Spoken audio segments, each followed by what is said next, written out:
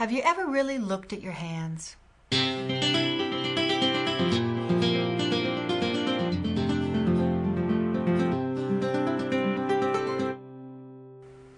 have lots of photographs of my mother and father at different times in their lives. I have furniture and books they left behind, but it's the notations in the books that are precious to me.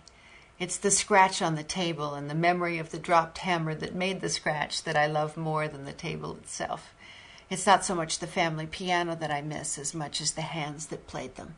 And I imagine that's what my sister was thinking about when she forwarded me this anonymous essay that she found on the internet. Grandma's hands. My grandma, some 90-plus years, was sitting on the patio bench. She didn't move. She just sat with her head down, staring at her hands. Have you ever looked at your hands, she asked. I mean, really looked at your hands. I slowly opened my hands and stared down at them, and I turned them over, palms up and then palms down. No, I guess I had never really looked at my hands as I tried to figure out the point she was making. Grandma just smiled and said, "Stop and think a moment about the hands you have, how they've served you throughout your years. These hands are wrinkled and shriveled, but they've been the tools I've used all my life to reach out and grab and embrace my life. They braced and caught my fall when I was a toddler and I crashed on the floor. They put food in my mouth and clothes on my back. As a child, my mother taught me to fold them in prayer. They tied my shoes and pulled on my boots. They held my husband and wiped my tears when he went off to war.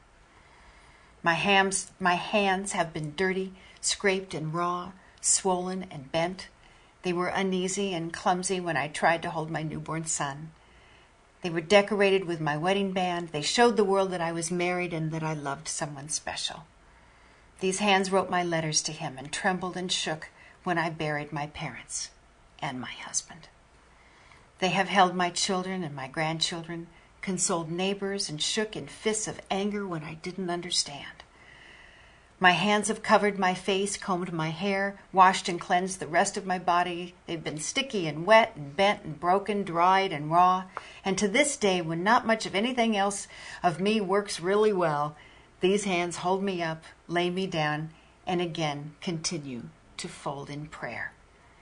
These hands are the mark of where I've been and of the ruggedness of life. But more importantly, said Grandma, it will be these hands that God will reach out and take when he leads me home. And with my hands, he will lift me to his side, and there I will use these hands to touch the face of Christ.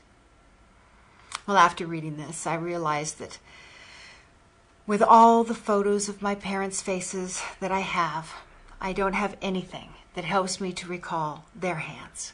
The hands that did so much for me, that applied the Band-Aids to my knees and sewed the Girl Scout badges on my uniform and filled out the college financial aid forms and wrote "We love you" on 100 Valentine's and birthday and St. Patrick's Day cards.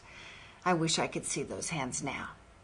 If you still have a chance after you see this today, please go grab a camera and take a picture of the hands you always want to remember. You'll be glad you did. See you soon.